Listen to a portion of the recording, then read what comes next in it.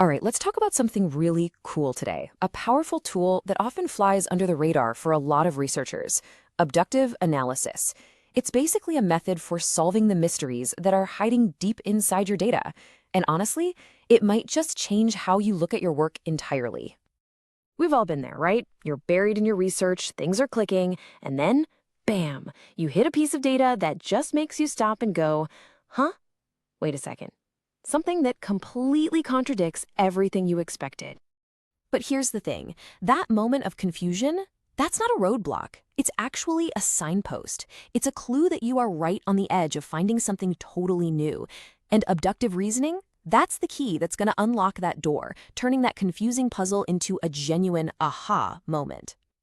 So, to really get why abduction is such a game changer, we kind of have to first look at its two more famous siblings. You know them, deduction and induction. Okay, so let's break this down.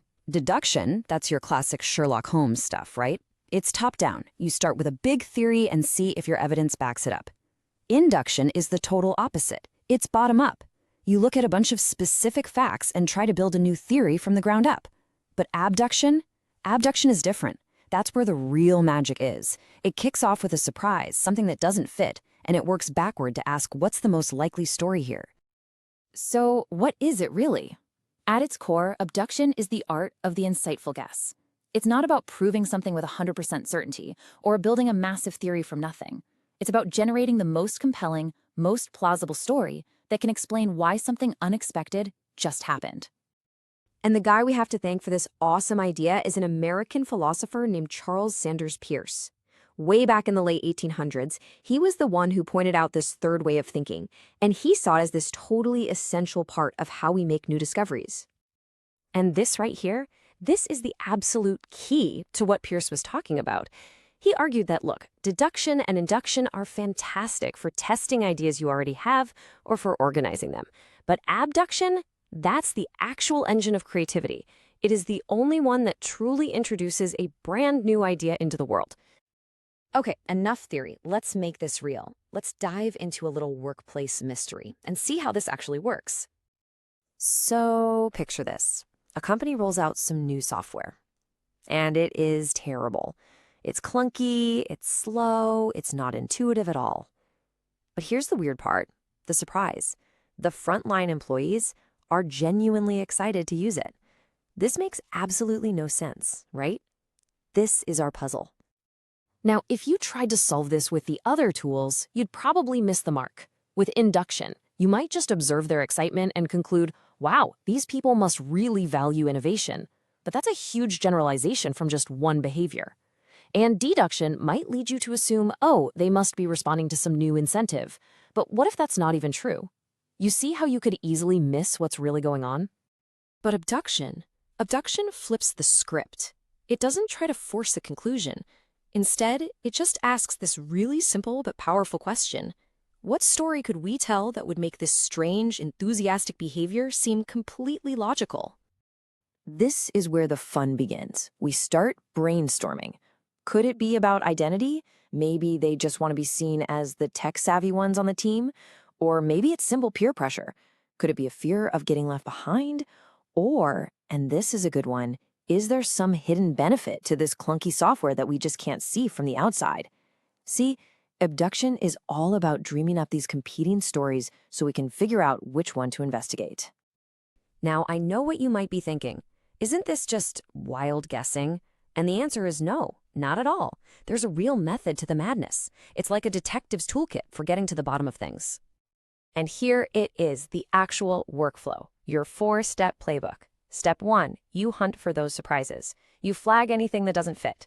Step 2, you brainstorm those rival explanations, just like we did. Step 3, and this is super important, you go back to all your data and you test them. You see which story actually holds water. And finally, step 4, you refine your best hypothesis. You tweak it, you adjust it until it really explains everything you're seeing. It's a loop. You're constantly observing, guessing, and testing. You know, a couple of sociologists, Timmermans and Taveri, they're really responsible for bringing this idea into modern research. And they have this perfect way of putting it. They call it a dialogue between your data and your theories. It's not a one-way street, it's a conversation, a constant back and forth where your data shapes your theory and your theory helps you see your data in a new light. So what's the big deal? Why is thinking this way such a game changer? Well, it's because it gives you this really balanced, really productive way to deal with how messy research can be in the real world. Think of it like this. It's a middle path. It's the perfect sweet spot. It keeps you grounded in your actual data, like induction does, but it also gives you the creative freedom to play with big ideas and theories, kind of like deduction. You really get the best of both worlds. You're not just aimlessly collecting data, but you're also not stuck in a rigid old theory. And this is why this should matter to you. First, it turns those weird, unexpected findings from problems into amazing opportunities. It also saves you from that trap of trying to shoehorn your data into an old theory that doesn't really fit anymore. And on the flip side, it stops you from just making up wild stories that have no basis in reality. It's the perfect balance of creativity and discipline. So, if you want a killer summary, here it is. This is creative inference with guardrails. It's a process that encourages you to be imaginative, to be creative, but it keeps you honest by making sure your ideas are always tied directly back to the evidence.